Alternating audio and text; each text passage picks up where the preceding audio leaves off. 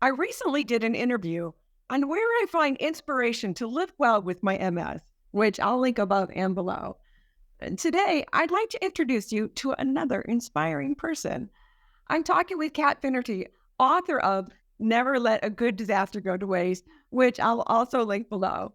She is a speaker, yoga teacher, and a mother of three. She was diagnosed with MS at age 24, and that was just one of the disasters in her life. Welcome, Kat. Thanks, Vickie. Thanks for having me on. And then Uh, also for a massive inspiration to me as well. Oh, thanks so much. I'm so pleased that you could join me today. So, tell the viewers a little bit about some of the disasters that you've encountered in your life. I consider myself a master of disaster, and people look at me and say, "You wrote a memoir? You're too young." And then they hear my disasters and they go, "Okay." My disasters started from quite a young age, from the age of 6. I had really terrible migraines. I'd often be hospitalized for them. And that's actually very much a key to diet. When I was younger, the migraines would be set off by certain foods. So red food dye, El Paso taco seasoning Oh, will wow. instant migraines. So I learned very early on that food was it could either heal you or really hurt you. So yeah, I dealt with my migraines from the age of 6 for most of my teenagehood and childhood. My mother died on my 12th birthday of colon cancer. Again, another probably diet related issue. She was Czech, and the Czech food, although it's delicious, it's not the most healthy. And I was the eldest of 5 children, and that was pretty devastating to lose my mother. I went on to be fairly reckless and wild in my teenagehood, was fairly suicidal at the age of 16. And then at the age of 24, diagnosed with MS, told I'd be in a wheelchair by the time I was 40. Somehow had 3 kids in 3 years by the time I was 30. And then had a hard time seeing and had a hard time walking. I was a young mom, and I revisited not wanting to live in that space anymore because I've always been a really active person. And then on my 40th birthday, my husband left me for my friend. So that was all those disasters, which is why I wrote a book called Never Let a Good Disaster Go to Waste, because when my husband left me, I overcame it in 12 hours. And I thought I can choose to suffer 12 hours, 12 days, 12 years, or a lifetime, because now I'm a master of disaster. Right. So, talk a little bit about how did you learn to master these disasters? So it was literally on the night my husband left. All I wanted to do was grab a bottle of wine, a bag of chips, and a couple of bars of chocolate. And I wanted to go to bed, crawl into that bottle of wine, and never come out. But I was like, no, I swept them away. And I thought, I've got to keep a clear head to try to figure out how to deal with this. And that wasn't really like me. Well, it was and it wasn't. And over the night, every time those fears and that anger, that feeling when like the worst news you could ever possibly get, the shock of it was horrible. I just kept counteracting it with disasters from my past. So I knew that with my migraines, that this too shall pass. So my migraines didn't stay forever. They passed. I learned all these epiphanies on the night, my mother's death, that every single thing in life, again, is impermanent, but we can choose how long we suffer with them. I also, when I went through a really hard time when I was younger, when I was suicidal, and I realized that if I didn't overcome my suffering, I would be transferring my suffering onto everyone else. So the longer I stood in a place of pain, that meant my father, my siblings, they would also feel that pain. So it wasn't fair for me to not overcome my suffering, because it was really hard. When you're depressed, you're not thinking about other people. And so you really have to think about others more than you think about yourself to overcome those things. So I really, there's even more disasters, but really every disaster had this epiphany about why I shouldn't suffer more than 12 hours. Excellent. So, you have come up with 12 principles that have helped you master the disasters. I'd like to touch on a few of them today. The first principle that I'd like to ask about is acknowledge impermanence. You talked a little bit about it already, and how everything ends and it creates space for new beginnings. How did this help you with your MS diagnosis?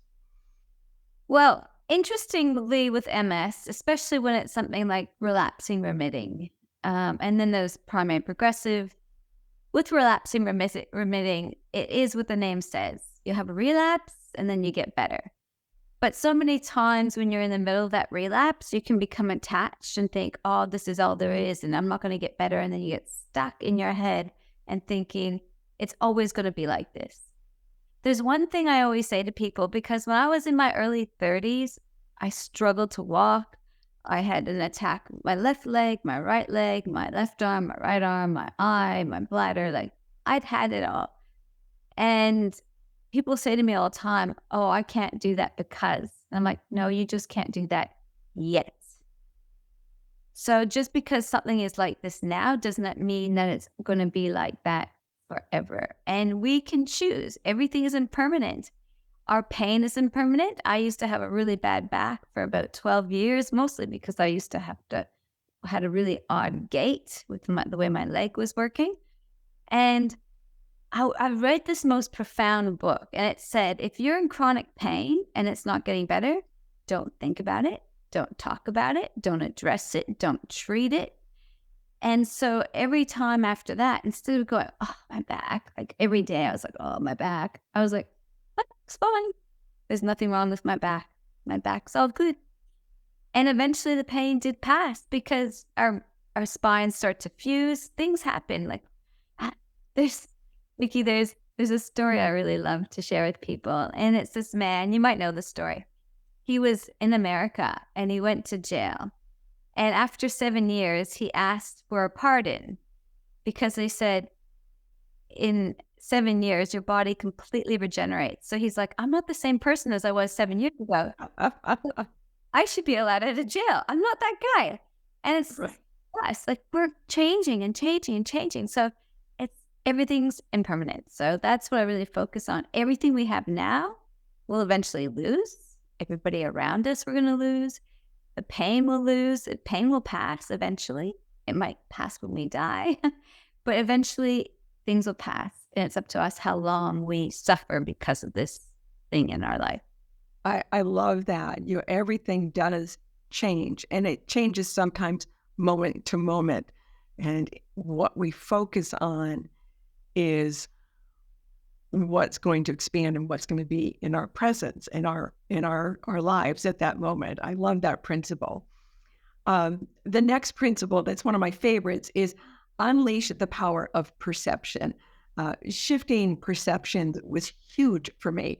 When I got first diagnosed, I used to get very frustrated with people and their responses. They would tell me about other people. They would tell me about good stories and bad stories. They would tell me how to treat and what to do with my MS. And I used to get so mad. But then over time, I had a shift in perception where I realized all of these people were genuinely concerned for me. They wanted to help and they wanted to offer encouragement. What are some of the perceptions that have changed for you over the years? One of my biggest ones is Vegemite. Do you know what Vegemite is? I do.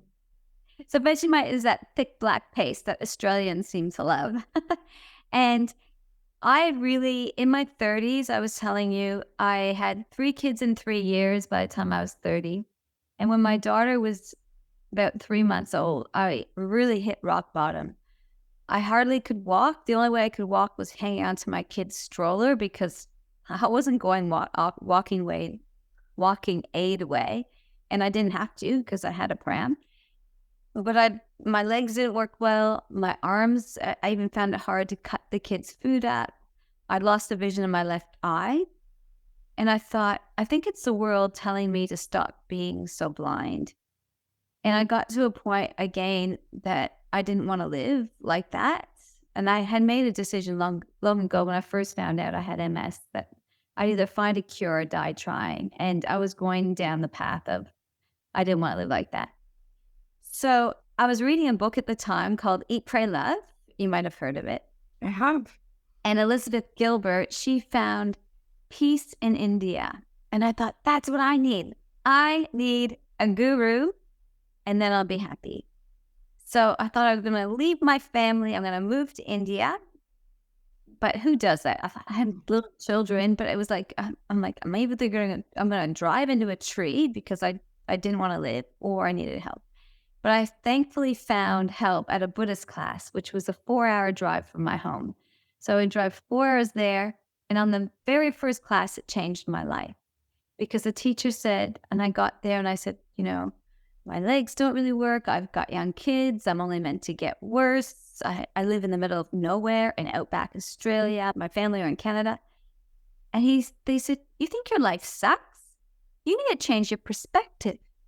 What is going right in your life? What problems are you thankful for not having? Do you know what it's like to live in the slums of Calcutta? And I'm like, okay. And they said, you need to find something you hate profoundly and turn it into something you love. Not a person, something tangible. And you got 1 week to do it. So mine was Vegemite. So I went home and I started eating Vegemite. And then by the end of the week, I was like, I can like Vegemite. And that was the moment that I realized my perception shapes everything in my life.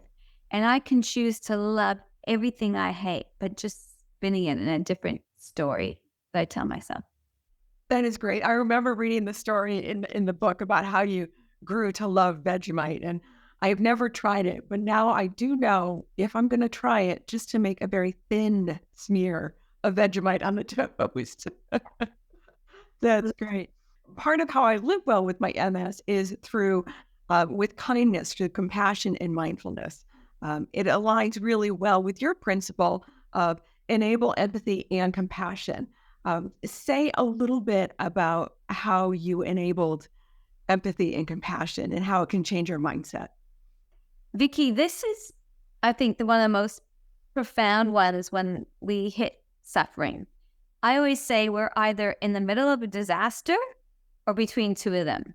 So don't be surprised when disaster strikes. And some disasters are profound and horrible. And you have to say, well, what good is it? And I've always said there's a great Anthony Robbins quote that I love, which is, in every single adversity is a seed of an equal or greater benefit. And it's really hard to find those things, but this is where the empathy comes in. So when I'm going through something really horrible, I can think, now I know, now I can have compassion for all those other people that are going through that. How could I ever understand until I suffered as they did? How could I walk in their shoes until I've walked in those shoes? And I find that one of the most profound things to enable. That's one of my strongest superpowers, to, no matter what is happening, go, thank you for teaching me. Thank you for teaching me what it feels like. And why should I have the get out of jail free card? Why should I be the one special snowflake that has nothing bad happen to them? Why not me? Why should, the child across the road get sick and die of cancer, but me or my family have no sorrow? There's another story I'll tell that I really love, which is this woman came to Buddha and she said, Buddha, my baby, my 2-year-old, my little only child babies died. Can you please help them?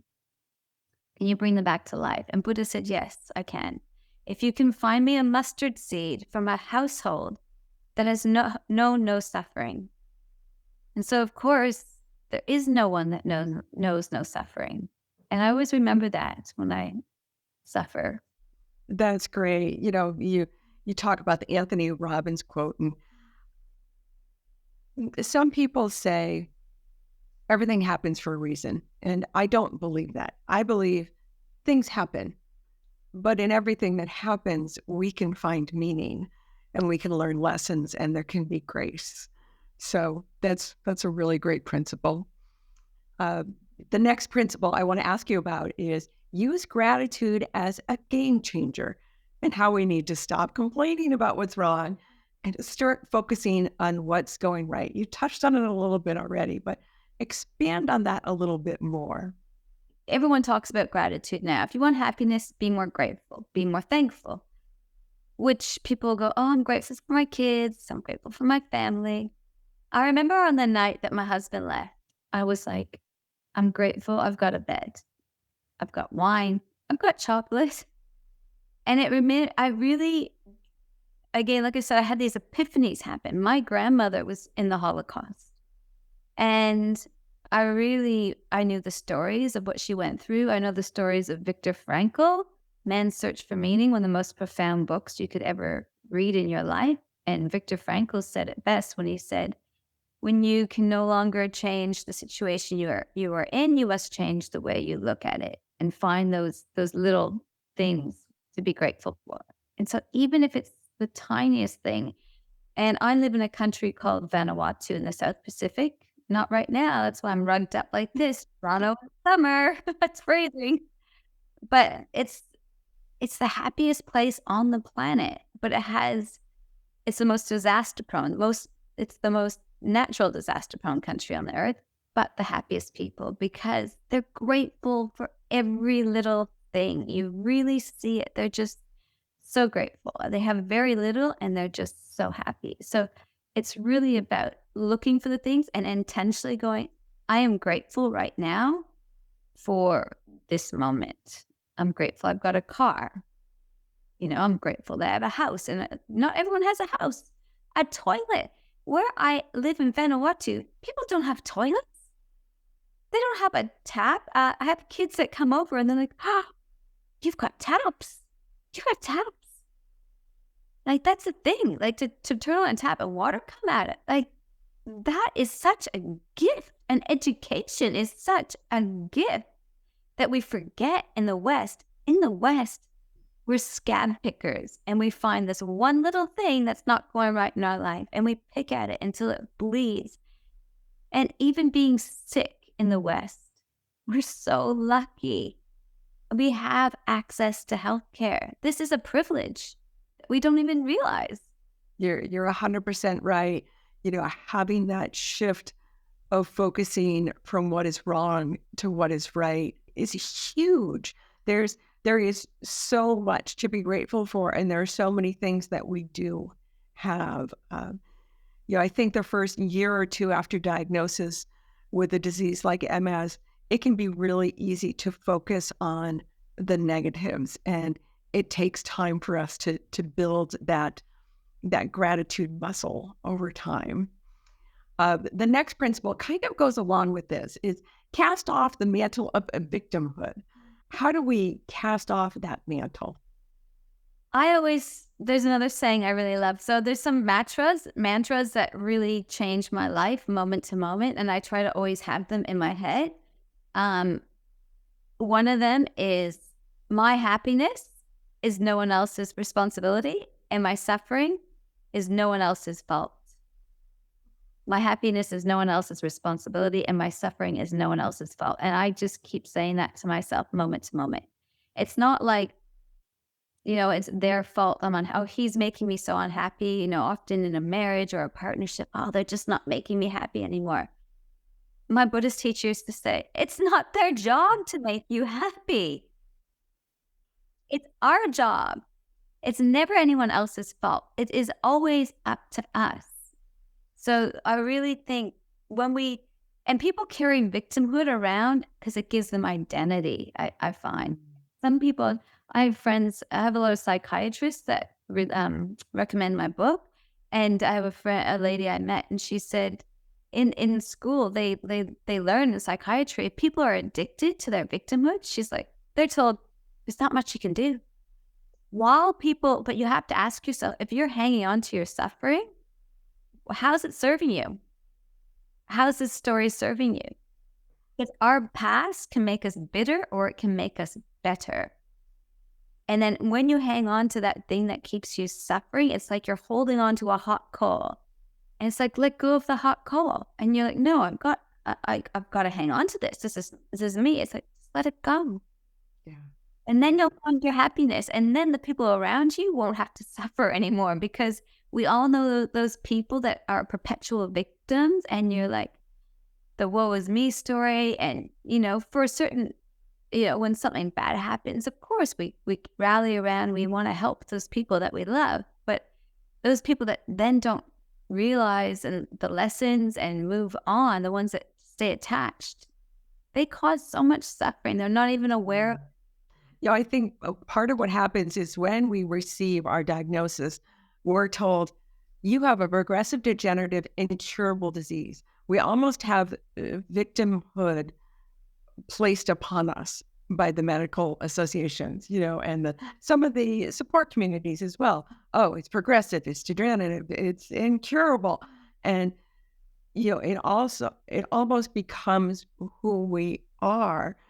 I bought into it like hook, line, and sinker. When I was first diagnosed, I'm like, okay, this is it. I'm never, ever going to get better. I'm only ever going to get worse. And it took me some time to cast off that mantle and let it go and take the power back of my health and look forward to a healthier future. This is it, Vickie, and you hit the nail on the head. And this is why I'm doing a lot of keynote speaking. I've been going around the country and then the world, different countries, really trying to get this message through to people and to doctors. Don't be telling people that, because they've got this story. Oh, I'm going to be in a wheelchair. I've got a primary, I was told at the age of 26, I've got a progressive neurological disease that's not going to get any better, and I'd likely be in a wheelchair by the time I was 40. And I'm 52, and even though I could barely walk in my 30s, I'm running 5Ks, no problem. I went for a 10K walk this morning, just did a 160-kilometer bike ride, and I think, how dare you put these thoughts in our heads? Yeah, I agree. I wish we could change the narrative. And, I think it is slowly changing. I think we're seeing a shift in perception. I would like MS to become a condition, not a disease. Like everybody's got something.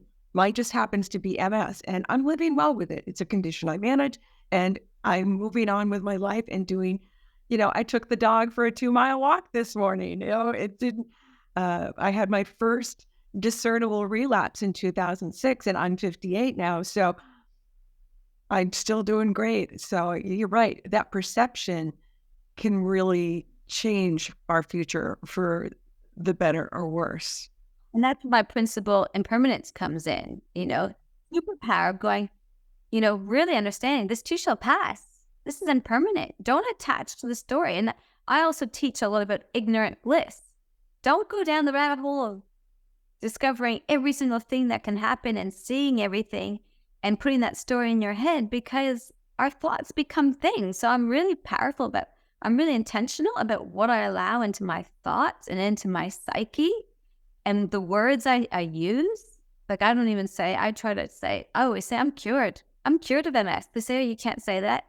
I'm like, does it help me to go around going, oh, well, it's just around the corner? That's not helping me. So to say I'm in full remission or I'm cured, I feel better. Why? It might come back, it might not. I don't know. You have to ask me when I'm dead if it worked or not. So along those lines, one of your other principles is the maestro of manifestation. What we think, speak, act, and be. I love this. I encourage my viewers to take exquisite care of themselves with diet and exercise and sleep and kindness, and talk a little bit more about how you became this maestro. I always say, whatever you want to be it. Like I just said, I'm cured of MS. That's what I want to be. That's who I am right now. I'm nobody else. So I really believe in the fake it till you make it sort of strategy, that just act the way you want to feel. So it's like, if you want to feel happier, be happier now. If you want to feel healthier, make better choices now. Be that person who you want to be in the future now. And then tomorrow, that's who you'll be. Then you create new memories. So the way our memories work is whoever you are right now is not because of what you do now, it's what you did yesterday. Today you went for a walk. So today you're someone that's healthy and fit and you go for a walk. You're a walker. So I remember, one day I was like, oh, I want to start learning French. Then go learn French. Start learning French. Whatever you want to be, don't just think it, do it. Take action. Without action, there is no result. Karma is action. you do the action, you get the result. That's all. Karma's not some esoteric thing. Karma's a mirror. You do something, it comes back to you. It's a reflection of your actions. So that's why I believe in manifestation. And really, so that's more karma, but manifestation is not getting dragged into your story of what could happen. And I always like another Anthony Robbins quote. Sorry, I love Tony. But he used to say, stop being worried about what could happen and start getting excited about what will. That's awesome. Thank you so, so much. So what will be happening? What's coming up next for you? Well, thanks to you, actually, Vickie. I've been in touch with Matt Embry, who is an absolute superstar. You know what I was thinking today, Vickie? Mhm. You just call Matt. I'm like, just call him? Like, he's got a Netflix special. He's going to pick up the phone. Do you know what he did? He picked up the phone. I'm like, you are a rock star, someone that just gets out of their own way and just wants to help. So I'll be catching up with Matt, doing a little mini doco, and my book is right now I'm getting it into the hands of Reese Witherspoon. She'll be making a mini series out of the book. That is so exciting. I can't wait to see it. Again, it is a wonderful book, and it is called Never Let a Good Disaster Go to Waste. I can't wait to see the series that is going to come out of this. It's a wonderful read. And where can people find you if they want to find out more about you and what's coming up? Yeah, so they can hop on my website, katfinnerty.com, and I've got all 12 principles there for free. You just have a read. My audiobook is out now. I haven't even announced it yet, but it is available on Kobo and Barnes and Noble, and as well Amazon is the book. And I run retreats as well. So I run Empowering Experience retreats in Vanuatu. I take people on those amazing adventures. Oh, that's so wonderful. Well, again, thank you so much for joining me today. I look forward to seeing what you're doing in the future, the new series. I look forward to your conversation with Matt Embry. Like you said, he is a powerhouse and such a great supporter in the MS community. Thank you, dear friends, for joining us today. We really appreciate it. To help support this channel, please share this video, subscribe, and hit the like button. And until next time, be well.